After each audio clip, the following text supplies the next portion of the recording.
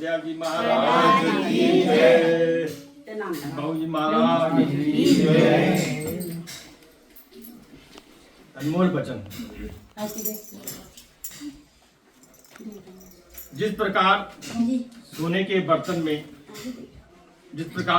बर्तन में ही शेरनी का दूध ठहरता है, उसी प्रकार निर्मल मन में ही महापुरुषों का वचन उपदेश ठहरता है।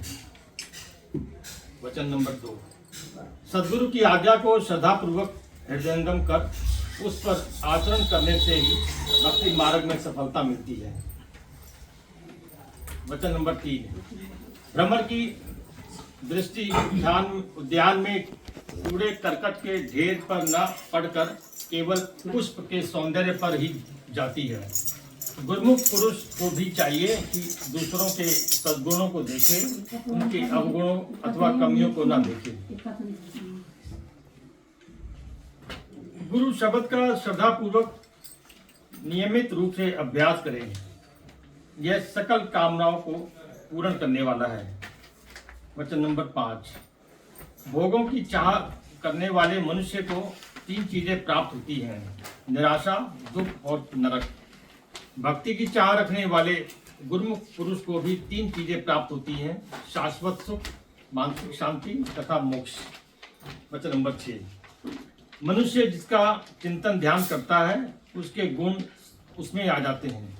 इसलिए गुरुमुख पुरुष को चाहिए कि सदैव सद्गुरुदेव का ही चिंतन ध्यान करें।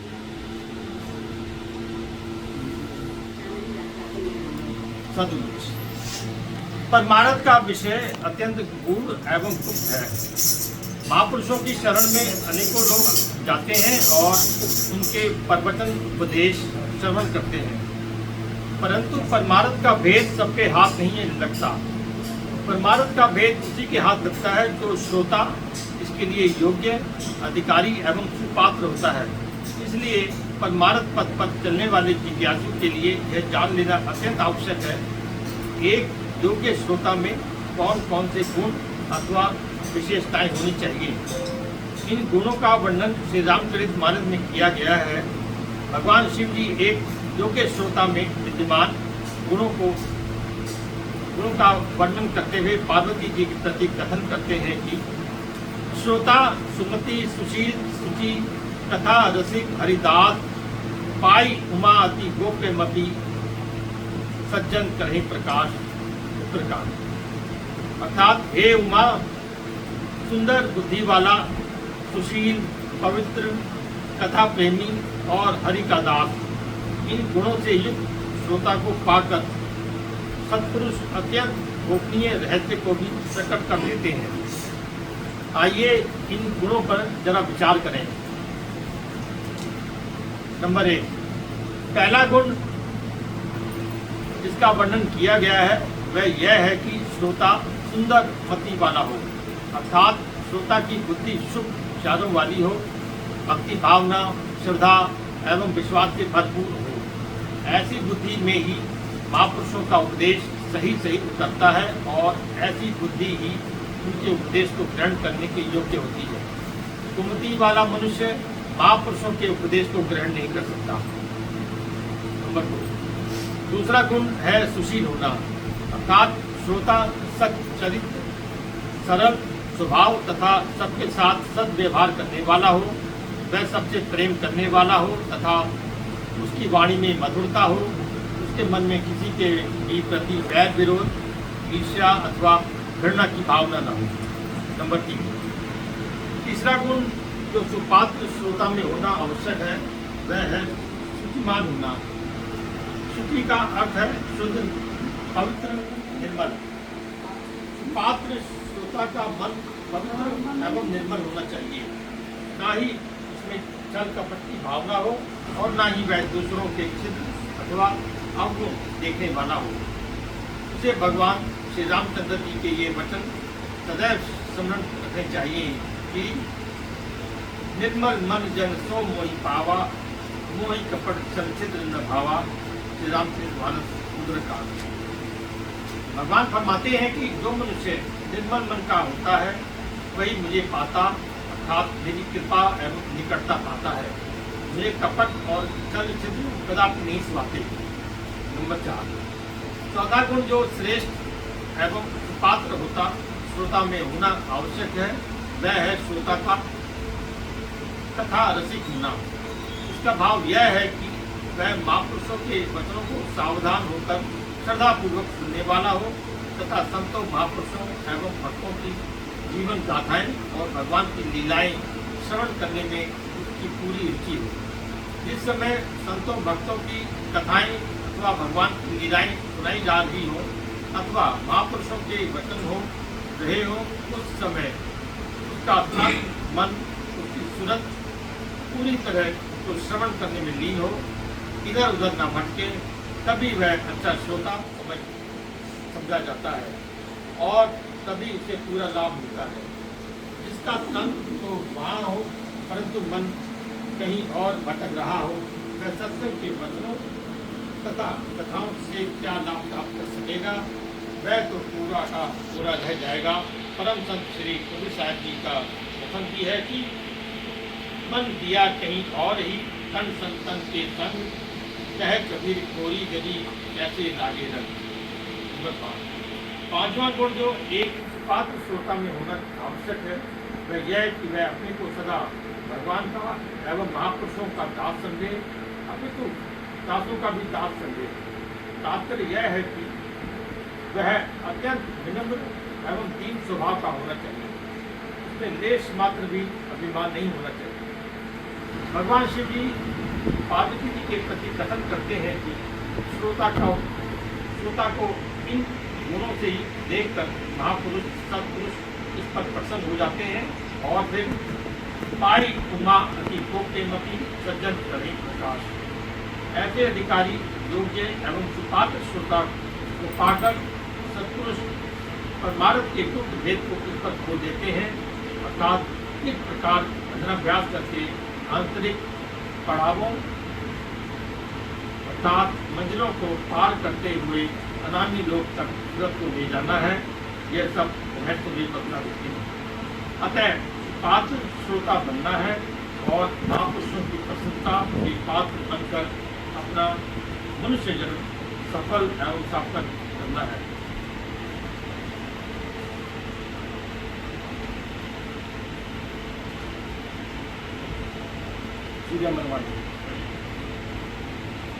जीवन का उद्देश्य। प्रकृति ने जगत में जो भी वस्तु बनाई है उसका कोई ना कोई उद्देश्य अवश्य है। ऐसी कोई भी वस्तु संसार में न होगी जो निष्प्रयोजन और निरुद्देश्य हो। जड़ हो अथवा चेतन, छोटी से लेकर बड़ी तक प्रत्येक वस्तु से कोई ना कोई उद्देश्य पूर्ण होता है। इसी प्रकार आत्मा को जो मनुष्य जीवन मिला है, इसके लिए वह मनुष्य तन मालिक ने प्रदान किया है, इसे बहुत कम लोग जानते हैं। मनुष्य जीवन को सब योनियों से श्रेष्ठ और उत्तम कहा गया है, तो इस जीवन का उद्देश्य भी श्रेष्ठ एवं उत्तम होना चाहिए। किंतु बहुत कम लोग इस विशेष उद्देश्य को जानने और समझने की ओर ध्यान देते हैं। आम संसारी यही समझता है कि यह मनुष्य तन प्रकृति ने हमें खाने पीने विलासपूर्ण जीवन व्यतीत करने और इंद्रियों की कामनाओं की पूर्ति के लिए एक उपकरण दिया है। यह तो आम संसार का दृष्टिकोण है, किंतु महापुरुषों, संतों और शास्त्रकारों के वचनों एवं देशों से जो प्रमाण मिलते हैं, उनसे प्रकट होता है कि मनुष्य जीवन का विशेष उद्देश्य यह नहीं, अपितु कुछ और है, और वह विशेष उद्देश्य अति उत्तम और सर्वश्रेष्ठ है। संसारी लोग प्राय मनुष्य जीवन के श्रेष्ठ उद्देश्य और इस जीवन के मूल्य से अचेत है। माया के धोखे में फंसकर जीव अपनी वास्तविक स्थिति को भूल जाते हैं। तब आम जीवों को प्रमाद की निद्रा से जगाने और जीवन के वास्तविक मूल्य को दिलाकर मनुष्य को उसके वास्तविक काम में लगाने के लिए महापुरुष संत जन संसार में आते हैं। अपने सदुद्देश के द्वारा संसारी जीवों को जीवन का वास्तविक उद्देश्य समझाते हैं और कि यह मनुष्य जिसे तूने इंद्रिय 10 भूखों को प्राप्त करने और भोगने का उपकरण समझ रखा है, वह मनुष्य तन एक अमूल्य हीरा है। इस अमूल्य धीरे से मूल्यवान वस्तु को प्राप्त किया जा सकता है। इसलिए मन माया के धोखे में आकर इस मूल्य रतन को यूं ही गंवा देना कदापि उचित नहीं। यह मनुष्य जीवन इतना मूल्यवान है, क्या पता सत्ग्रंथों के वचनों से लगता है। बड़े भाग मानसन खावा, सुर दुर्लभ सत्ग्रंथन गावा, साधन धाम मोक्ष कर द्वारा भाई न जीनी परलोक समारा, तो परत भावई फिर धुन धुन पछताए, कार्य करने ईश्वरी मिथ्या दोष लगाए, राम से परिणाम। अर्थात मनुष्य जन्म अत्यंत सौभाग्य से प्राप्त होता है। सभी ग्रंथ और शास्त्र इसकी श्रेष्ठता का वर्णन करते हुए कथन करते हैं कि यह जन्म देवताओं को भी दुर्लभ है, यह सब साधनों का घर और मुक्ति का द्वार है। अर्थात मनुष्य जीवन में भजन भक्ति और निष्काम कर्म आदि उत्तम साधन किए जा सकते हैं जो मनुष्य को मुक्ति के द्वार तक पहुंचाते हैं। ऐसे उत्तम जन्म को पाकर भी जिस मनुष्य ने प्रमाद में समय व्यतीत कर दिया और परलोक संभालने का यत्न नहीं किया, तो वह इस संसार में भी दुखी होगा और आगे परलोक में जाकर भी उसे दुखी प्राप्त होगा।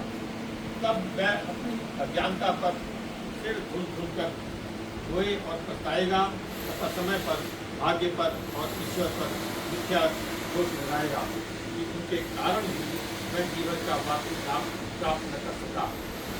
ये वचन स्वयं भगवान श्री राम जी ने अपने मुख से कहे हैं और ये आम मनुष्य की दशा पर स्वीकार करते हैं। यह प्रत्येक व्यक्ति स्वयं समझ सकता है। मनुष्य जीवन की श्रेष्ठता तो यह है कि स्वर्ग के देवता भी मनुष्य जीवन के लिए डरते हैं।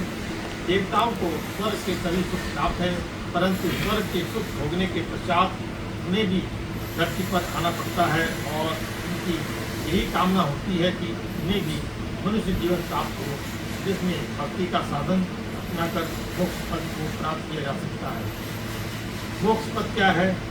सब दुखों, चिंताओं और कल्पनाओं से मुक्त होकर शाश्वत एवं अक्षय सुख को पा लेना, जन्म मरण के चक्कर से छुटकारा पा लेना, ये मोक्ष पद के लक्षण है। और यह मोक्ष पद किसी मनुष्य जीवन में ही प्राप्त हो सकता है। अन्य योनि में न भक्ति का साधन संभव है और न ही मोक्ष पद को प्राप्त कर सकता है। महापुरुष जब चाहते हैं कि यदि इस जीवन में इस ध्येय को पूरा नहीं किया तो बाद में दुखी होगा और बहुत पछताएगा, परंतु फिर कुछ भी बन नहीं पड़ेगा। मनुष्य स्वयं विचार कर सकता है कि क्या मनुष्य जीवन जैसा अमूल्य समय और अवसर बार बार हाथ आएगा। अब तो यह अवसर मिला हुआ है, परंतु जब इस जीवन का समय समाप्त हो गया और जीव इस संसार से विदा हो गया तो फिर यह अवसर हाथ आना कठिन है। संसार के सभी पदार्थ यदि खो जाए तो पुनः मिल सकते हैं। गया हुआ धन फिर से कमाया जा सकता है, बिगड़े हुए स्वास्थ्य को सुधारा जा सकता है, मान सम्मान भी यदि खो जाए तो फिर से प्राप्त हो सकता है। और भी कई वस्तुएं हैं जो खोई जाकर पुनः प्राप्त हो जाती है। केवल मनुष्य जीवन का समय ही ऐसी दुर्लभ वस्तु है कि वह एक बार खोया जाकर फिर किसी भी मूल्य पर वापस नहीं मिल सकता। समय व्यतीत होने के साथ साथ मनुष्य का जीवन समाप्त होता जा रहा है। जीवन इतना नश्वर है कि एक पल का भी विश्वास न जाने की घड़ी जीवन का अंत हो जाए। जब समय इतना मूल्यवान है तो फिर मनुष्य को कितनी सावधानी की आवश्यकता है। यह समय भी यदि मन और माया के धोखे में बीत गया और इस उद्देश्य को पूरा करने के लिए मनुष्य संसार में आया था, वह पूरा ना हो सका तो इतनी बड़ी हानि है। इसी हानि से बचाने के लिए महापुरुष सावधान करते हैं कि मनुष्य अपने जीवन के वास्तविक उद्देश्य को न भूले, अन्यथा हानि और पश्चाताप के सिवा कुछ भी हाथ न आएगा। महापुरुष तो वास्तविकता बता देते हैं। अब गुरु स्वयं ही विचार कर सकते हैं कि सत्पुरुषों का उपदेश मानकर काम करने में कितना महान लाभ है, जबकि दूसरी ओर चेत रहने में कितनी भारी हानि है। यदि मनुष्य की सूरत का रुख संसार की ओर हो जाता है तो सांसारिक पदार्थ और भोग तो मिल जाएंगे, परंतु सच्चे और शाश्वत से वह वंचित रहेगा। दूसरी ओर यदि मालिक के भजन सुमरण में लगता है तो मालिक के साथ मिलकर मालिक का रूप बन सकता है। परिणाम दोनों का भिन्न भिन्न है। सांसारिक पदार्थों में सूरत फंस गई तो बार बार आवागमन का चक्कर करना पड़ेगा और निम्न कोटि की योनि में भटकना पड़ेगा।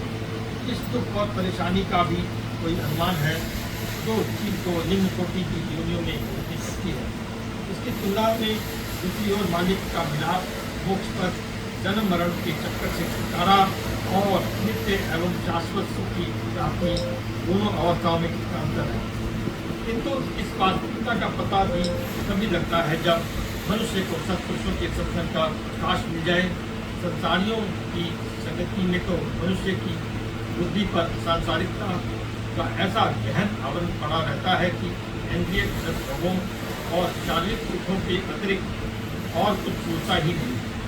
यद्यपि इस स्थिति में मनुष्य दुख कष्ट का शिकार बना रहता है, फिर भी यह समझ बहुत कम आती है कि मैं गलत मार्ग पर जा रहा हूँ। कारण यह है कि अंधकार में यात्रा कर रहा है। अंधकार में यात्रा करने वाला व्यक्ति बार बार ठोकते खाता है, परंतु जब तक प्रकाश न मिले यह मालूम नहीं हो सकता कि सही और सीधा मार्ग होता है। साध संग में चांदना सकल अंधेरा और सहजो दुर्लभ पाइए सत्संगत में और सहजो बाई। अर्थात वास्तविकता का प्रकाश केवल संतों के सत्संग में ही पाया जाता है। इसके अतिरिक्त संसार में हर ओर ज्ञान का अंधकार छाया हुआ है। संत सहजोबाई जी का कथन है कि सत्संग में वास मिलना भी अत्यंत कठिन है। अत्यंत सौभाग्य से ही मनुष्य को सत्पुरुषों की शुभ संगति में फल मिलती है। सत्संग के प्रकाश में ही पता चलता है कि जीवन का वास्तविक उद्देश्य क्या है। संसार में जीव आया किस लिए था और यहाँ आकर करने क्या लगा। माता के गर्भ में उठी होकर जीव ने मालिक से प्रतिज्ञा की थी कि संसार में जाकर भजन सुमरण करूँगा, जिससे कि 84 के चक्कर से मुक्ति प्राप्त हो। परंतु संसार में आकर संसारियों की संगति में पड़ गया और बुद्धि पर माया के ऐसे आवरण चढ़ गए कि अपना वास्तविक काम भूल गया। जन्म जन्म भटकत रहो यही अवसर के हेत, तो अवसर के पायो अब क्यों भयो अचेत। अर्थात है जीव, अनंत जन्मों से तू जिस अवसर की खोज में भटक रहा था वह सुनहरी अवसर ये मनुष्य जन्म के रूप में प्राप्त हो गया है। अब ऐसे सुंदर अवसर को पाकर भी अपने वास्तविक काम अर्थात मालिक के भजन सुमरण में लगित क्यों हो रहा है। 84 लाख योनियों में बार बार जन्म लेने और बार बार बनने में जो असीम दुख जीव को भुगतना पड़ा, उससे तंग आकर जीव ने बार बार भगवान से प्रार्थना की कि मुझे एक बार ऐसा अवसर प्रदान करो ताकि मैं इन अनंत दुखों से मुक्ति प्राप्त कर सकूं। तब कहीं जीव की प्रार्थना को स्वीकार करके मालिक ने मुझसे जीवन प्रदान किया और इसलिए प्रदान किया कि इसी जीवन में मालिक से मिलने का यत्न और साधन संभव है, अन्य योनियों में नहीं। स्वयं ये अनुमान लगाओ, क्या पशुओं की योनि में मालिक का भजन सुनना हो सकता है? कदापि। इसीलिए जीवात्मा को यह मनुष्य तन प्रदान किया गया। किंतु खेद तो इस बात का है कि मनुष्य जीवन के सो अवसर को पाकर भी प्राय मनुष्य अपने काम से अचेत है। माया के गहन आवरण बुद्धि पर पड़ जाने से वास्तविकता को देख नहीं सकता और शारीरिक सुख भोगों की प्राप्ति को ही जीवन का खेद मानकर दिन रात इंद्रियों का गुलाम बना हुआ है। गफलत की ऐसी स्थिति से महापुरुष डराते हैं और समझाते हैं कि ऐ जीव, तुझे जो ऐसा सुख अवसर मिल गया और सौभाग्य से सत्पुरुषों का सत्संग भी प्राप्त हो गया, तो अब प्रमाद निद्रा से जाग और मालिक के भजन सुमिरन में चित्त लगाकर जन्म मरण के दुखों से मुक्ति प्राप्त कर ली। सत्पुरुषों के उपदेश को मनुष्य यदि मान ले तो वो ममता और मेरी का बोझ जो उसने सिर पर उठा रखा है उसे फेंक कर मुक्त हो जाएगी। ऐसा करने से आत्मा के सब दुखों कष्टों से छुटकारा पाकर हल्की फुल्की हो जाएगी।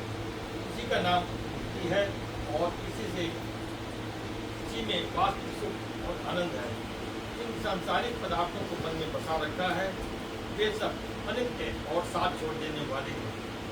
जितने सांसारिक संबंध और रिश्ते नाते हैं सब अस्थायी और पिछड़ जाने वाले हैं, क्योंकि परमात्मा के साथ जो आत्मा का संबंध है वह सच्चा, वास्तविक और सदैव रहने वाला है।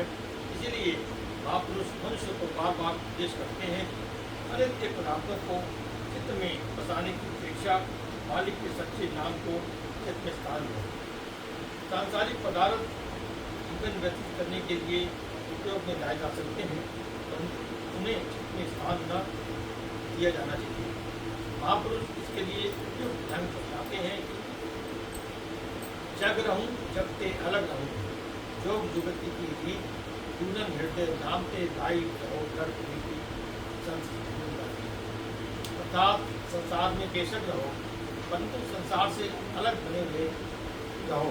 जब मालिक से मिलने की रीति है, संत भूलनदास जी का कथन है कि संसार के सब कार्य व्यवहार करते हुए भी अपने मालिक की प्रीति को दृढ़ किए रखो।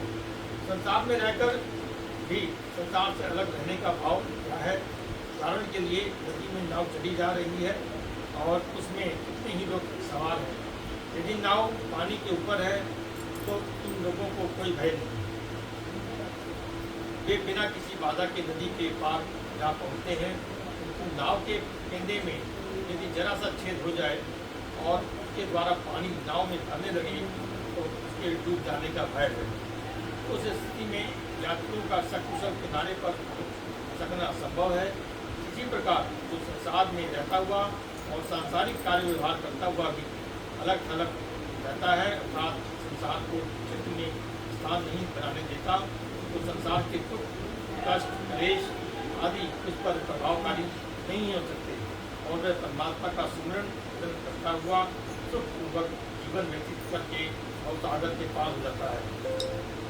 जैसे जलमय कमल विदालमु मुर्गाई नैसाने सुर के शब्द और सागर करिए नानक नाम खाने अर्थात जिस प्रकार कमल का फूल पानी में रहकर भी पानी से अलग रहता है और जिस प्रकार मुर्गा भी पानी में गोता लगाकर भी अपने पंख शुष्क रख सकती है, श्री गुरु नानक देव जी फरमाते हैं कि इसी प्रकार मनुष्य अपनी सूरत को संकुल के शब्द के साथ मिलाकर रखने से संसार सागर के पार हो सकता है। यह प्रभु नाम का प्रताप है। कमल का फूल दिन रात पानी में रहता है, परंतु उस पर पानी का प्रभाव नहीं होता। जो जो पानी बढ़ता है वह पानी के तल से उतना ही ऊपर उठ जाता है। इस पंखड़ियों में यह गुण विद्यमान है कि पानी ऊपर उठता और ठहरता नहीं। मुर्गा भी पानी में डुबकी लगाती है, परंतु जब बाहर आती है तो उसके पंख शुष्क होते हैं, पानी उसके पंखों पर नहीं ठहर सकता। महापुरुषों का कथन है कि गुरुमुख भी इसी प्रकार संसार में रहकर संसार से अलग रहे, अपने चित्त में मालिक के सच्चे नाम की ऐसी चिकनाहट भर ले कि संसार की चिंताएं और कलेश यदि छूट जाए तो वहाँ ठहर न सके, वे मन पर प्रभाव न डाल सके। जब सूरत का शब्द के साथ मिलाप हो गया तो फिर भवसागर से पार करने में संशय नहीं। संसार में शांतिपूर्ण जीवन व्यतीत करने का उत्तम साधन है जो महापुरुष बताते हैं कि इस प्रकार संसार में रहो जिससे कि तुम्हारा जीवन सुख शांति से व्यतीत हो और साथ ही जीवन का जो वास्तविक उद्देश्य है वह भी पूरा हो जाए। ऐसा न हो कि ये मूल्यवान मनुष्य जन्म को पाकर उसे सभी इंद्रियों के दुखों की प्राप्ति में गंवा दो और अंत समय हाथ मरते हुए और रोते पछताते हुए संसार से जाओ। लाभ में वही गुरुमुख रहा जिसने इस दुर्लभ जीवन में भक्ति रूपी दुर्लभ हीरा प्राप्त कर लिया। महापुरुष को बार बार यही समझाते हैं और चाहते हैं कि मनुष्य लाभ का सौदा करे और भारी हानि से जहाँ तक हो सके बच जाए। भक्ति का लाभ कमाने का दुर्लभ अवसर मनुष्य जीवन में प्राप्त है, क्योंकि अब छूट गया तो फिर बहुत पछताएगा। यह अवसर दुर्लभ महा पाया नहीं जाए जो अपनी कृतियों में ही पछतावा रह जाए। अर्थात मनुष्य जीवन का यह अवसर अत्यंत दुर्लभ है और ऐसा अवसर सदैव नहीं मिलता। ऐ मनुष्य, यदि तू अब भी परमात्मा की नींद नहीं जागेगा तो समय व्यतीत हो जाने पर अंत में पश्चाताप भी शेष रह जाएगा। मनुष्य प्राय यही कहता है कि अभी तो यौवन है, अभी तो जीवन में ऐश्वर्य भोग लो, जब वृद्धावस्था आएगी तब मालिक का भजन सुमिरन की कर लूँगी। किंतु संत कहते हैं कि नश्वर जीवन का क्या विश्वास है, जैसे मालूम है कि कब मृत्यु आकर गर्दन दबोच ले। मनुष्य स्वयं ही संसार में प्रतिदिन देखता है कि कोई बाल्यावस्था में ही संसार से चला जा रहा है और कोई जवानी में ही विदा हो रहा है। कौन जाने वृद्धावस्था आए अथवा आए, मान लो कि बुढ़ापे तक जीवित रहेगी तो क्या उस दुर्बलता की अवस्था में भजन भक्ति हो सकेगी? उस समय तो अंग प्रत्यंग ढीले और दुर्लभ पड़ जाते हैं। उस समय भजन भक्ति क्या खाक होगी? फकीरों ने इसलिए कहा है कि दर जवानी तौबा गर्दन सेवाए पैगंबरी, वक्ते टीवी दुर्गे जालिमी शब्द अद्वैत का शेख शादी अर्थात जवानी में पापों से तौबा करना और परमात्मा की भजन भक्ति करना पैगंबरों का स्वभाव है। अन्यथा वृद्धावस्था ये तो दूर भेड़िया भी चीप घास से परहेज करने का ढोंग बचा लेता है। युवावस्था में भक्ति करने से पैगंबरों वाला पद प्राप्त होता है। जिसने यौवन में अपनी सूरत को परमात्मा के साथ जोड़ दिया, वह संसार में पैगंबरों के समान मान सम्मान का अधिकारी होता है। वृद्धावस्था में तो उठना बैठना भी कठिन हो जाता है। उस अवस्था में यदि पापों से तौबा की तो उससे क्या लाभ? इसलिए संत कहते हैं कि इसी वर्तमान जीवन के वर्तमान समय में ही यह कार्य करना है। यह समय जो अब हाथ में है, उसी में से घड़ी दो घड़ी भजन भक्ति के लिए निकाल कर अपना जीवन संवार लो। कल को किसने देखा है, जो कुछ करना है अभी और इसी समय कर लो। संसार के जिन पदार्थों के पीछे पड़े हो, ये कितने भी एकत्रित कर लो, अंत समय सब नहीं छोड़ जाओगे और लोग में तो केवल नाम और भक्ति की कमाई ही साथ जाएगी। गुरुमुख पुरुष सत्संग के प्रताप से अपने जीवन के उद्देश्य को भली भांति समझ लेते हैं और इस मूल्यवान जीवन से परम लाभ प्राप्त करके संसार से प्रसन्नतापूर्वक जाते हैं। यही सच्चा लाभ है। बोल मेरे श्री सद्गुरु महाराज की जय, जंगली निवासी भगवान की जय, श्री परमदयाल जी महाराज की जय, बाबूजी महाराज की जय, बोल मेरे श्री सद्गुरु महाराज की जय।